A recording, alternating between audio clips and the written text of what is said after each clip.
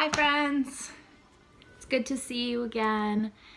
Today I wanted to ask you if you remembered a couple weeks ago when I read you the story of the three little super pigs. Do you remember?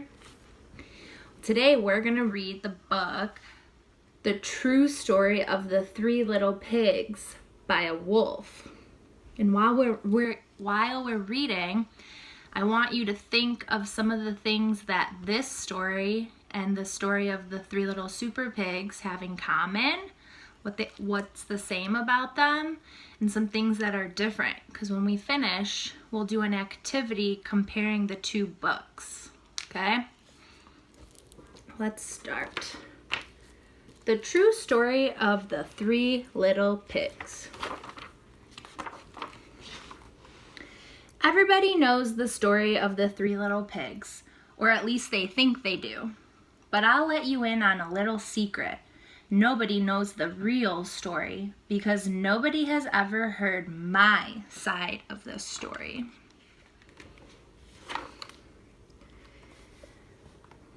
I'm the wolf, Alexander T. Wolf. You can call me Al. I don't know how this whole big bad wolf thing got started, but it's all wrong. Maybe it's because of our diet. Hey, it's not my fault wolves eat cute little animals like bunnies and sheeps and pigs. That's just the way we are. If cheeseburgers were cute, folks would probably think you were big and bad too.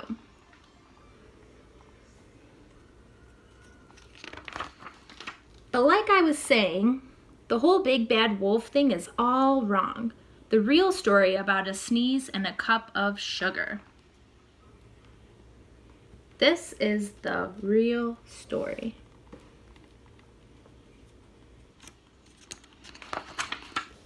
Way back in Once Upon a Time, I was making a birthday cake for my dear old granny.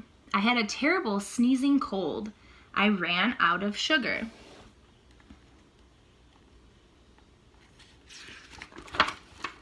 So I walked down the street to ask my neighbor for a cup of sugar.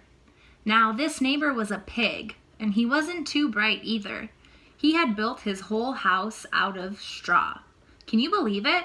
I mean, who in his right mind would build a house of straw?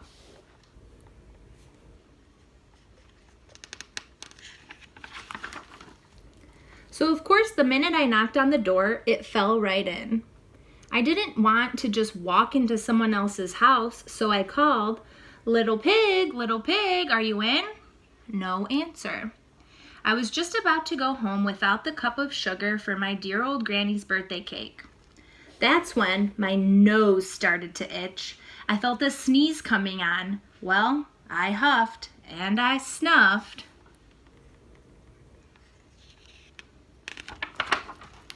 And I sneezed a great sneeze.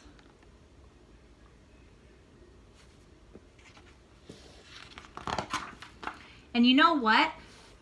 The whole darn straw house fell down, and right in the middle of the pile of straw was the first little pig. He had been home the whole time.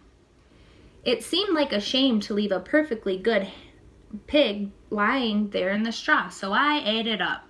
Think of it as a big cheeseburger just lying there.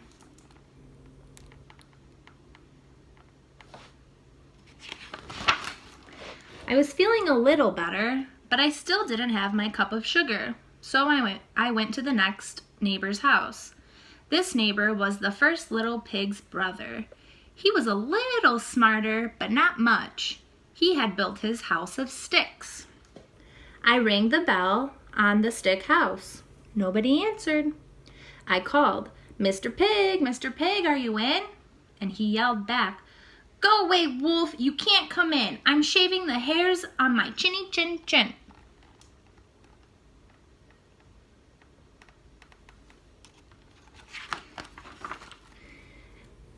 I had just grabbed the doorknob when I felt another sneeze coming on. I huffed and I snuffed and I tried to cover my mouth, but I sneezed a great sneeze. And you're not going to believe it, but this guy's house fell down just like his brother's. When the dust cleared, there was the second little pig.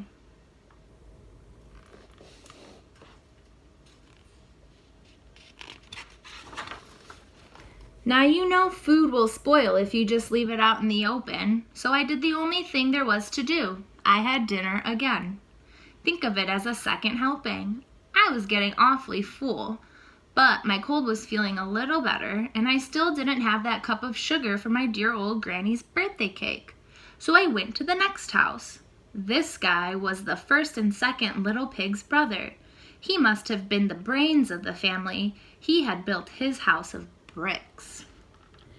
I knocked on the brick house. No answer. I called, "Mr. Pig, are you in?" And do you know what that rude little porker answered? "Get out of here, wolf! Don't bother me again."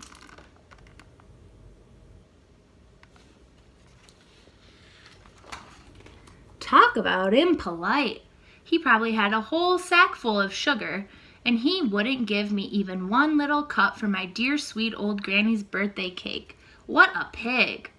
I was just about to go home and maybe make a nice birthday card instead of a cake when I felt my cold coming on. I huffed and I snuffed and I sneezed once again. Then the third little pig yelled, "And your old granny can sit on a pin."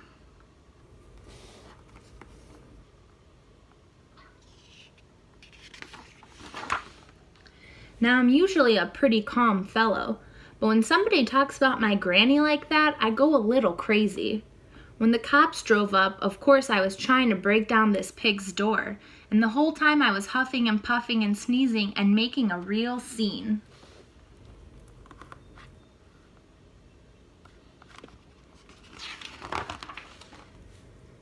The rest, as they say, is history. The news reporters found out about the 2 pigs I had for dinner.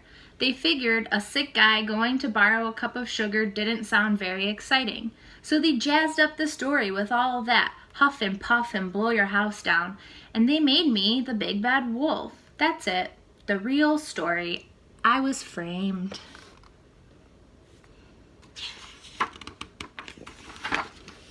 But maybe you could loan me a cup of sugar.